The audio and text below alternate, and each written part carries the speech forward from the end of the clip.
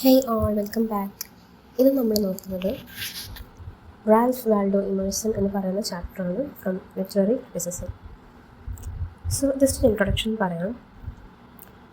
ഇദ്ദേഹമാണ് the father of American transcendentalism എന്നറിയപ്പെടുന്നത്.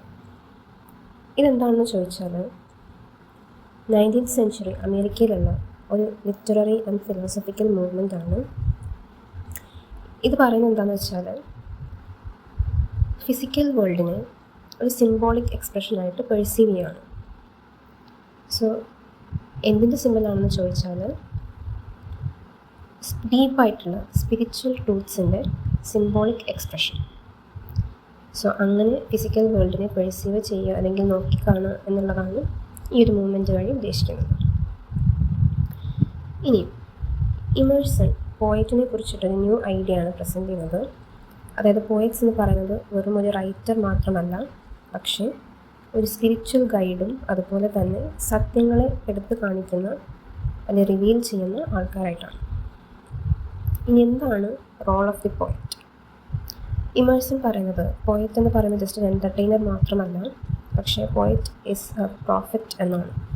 ഒരു വിഷണറി പ്രോഫറ്റായിട്ടാണ് പോയറ്റിനെ കാണുന്നത്. അതായത് യൂണിവേഴ്സിലുള്ള ഡീപ്പായിട്ടുള്ള സത്യങ്ങളെ റിവീൽ ചെയ്യുന്ന വിഷണറി പ്രോഫറ്റ്, അതാണ് പോയറ്റ്.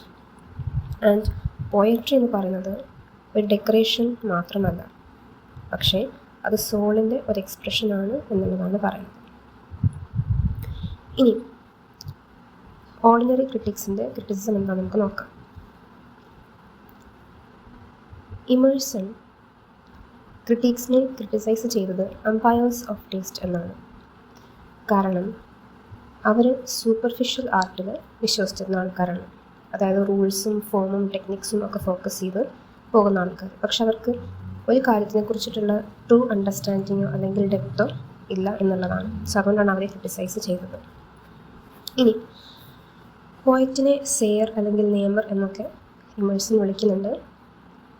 സോ സെയർ എന്ന് വിളിക്കാൻ കാരണം പോയറ്റ്സ് ട്രൂത്തിനെ എക്സ്പ്രസ് ചെയ്യുന്നത് കൊണ്ടാണ്. നേമർ എന്ന് വിളിക്കാൻ കാരണം അവർ സാധനങ്ങൾക്ക് അല്ലെങ്കിൽ എന്തെങ്കിലും ഐഡിയാസിനൊക്കെ പുതിയ പുതിയ പേരുകളും പുതിയ പുതിയ മീനിങ്സും കൊടുക്കുന്നുണ്ട്. അതുകൊണ്ടാണ്. ബിക്കോസ് പോയറ്റ്സ് ആണ് ലാംഗ്വേജ് ക്രിയേറ്റ് ചെയ്ത് വേൾഡിലേക്ക് പുതിയ പുതിയ മീനിങ്സിനെ കൊടുക്കുന്നത്. അതുപോലെ തന്നെ അദ്ദേഹം പറയുന്നുണ്ട് ലാംഗ്വേജ് എന്ന് പറയുന്നത് ഫോസിൽ പോയട്രി ആണ്. അതായത് വേർഡ്സ് എന്ന് പറയുന്നത് ഡീപ്പായിട്ടുള്ള മീനിങ് ആയിരുന്നു ഒരിക്കൽ.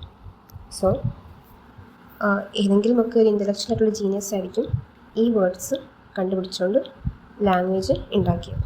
അതുകൊണ്ടാണ് അതിനെ ഫോസിൽ പോയട്രി എന്ന് വിളിക്കുന്നത്. ഇനി നേച്ചർ ആൻഡ് സിംബോളിസം. പോയറ്റ്സിന് നേച്ചറുമായിട്ടൊരു സ്പെഷ്യൽ കണക്ഷൻ ഉണ്ട്. ബിക്കോസ് നേച്ചറാണ് സിംബോളിക് ലാംഗ്വേജിൽ സംസാരിക്കുന്നത്. വേൾഡിലുള്ള എല്ലാ സാധനങ്ങൾക്കും ഒരു ഡീപ്പർ സ്പിരിച്വൽ ട്രൂത്തിൻ്റെ സിമ്പിൾ എവിടേക്ക് ഉണ്ട് എന്നുള്ളതാണ്.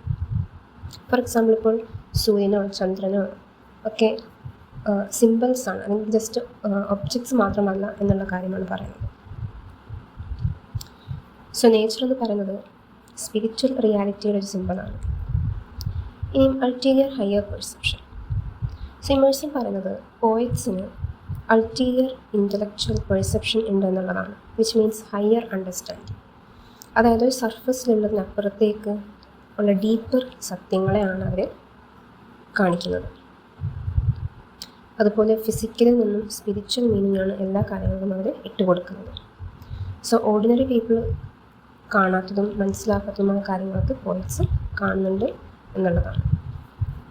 ഇനി യൂണിവേഴ്സ് ആസ് സിമ്പിൾ.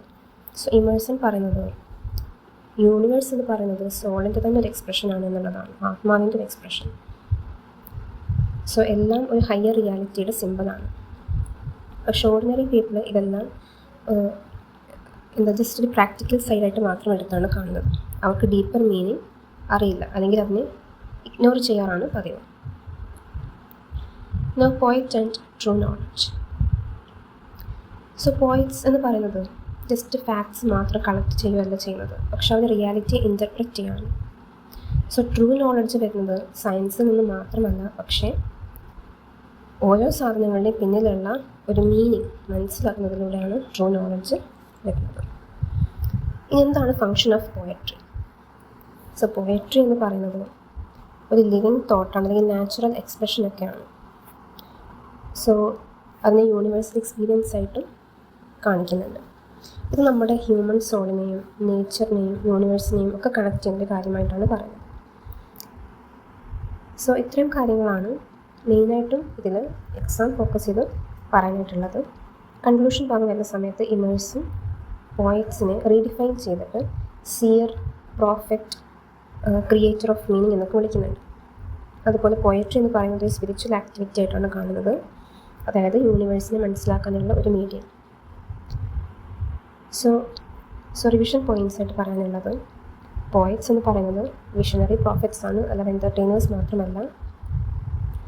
ആൻഡ് പോയറ്റിനെ സെയറിനും നെയ്മറിനൊക്കെ വിളിക്കുന്നുണ്ട്. നേച്ചർ എന്ന് പറയുന്നത് സിംബോളിക് ലാംഗ്വേജ് ആയിട്ടാണ് കാണുന്നത്. യൂണിവേഴ്സ് എന്ന് പറയുന്നത് സോളിൻ്റെ എക്സ്പ്രഷനാണ്. Language is fossil poetry. And poets എന്ന് പറയുന്നത് ഡീപ്പർ ട്രൂത്തിൻ്റെ ഇൻ്റർപ്രറ്റർ ആണ് എന്നുള്ളതാണ്. സോ ഇത്രയും കാര്യങ്ങളാണ് ഈ ഒരു ചാപ്റ്ററിൽ പറഞ്ഞു പോകുന്നത്. എന്തെങ്കിലും ഡൗട്ട് ഉണ്ടെങ്കിൽ കമൻറ്റ് ബോക്സിലിടുക. So see you next video. By.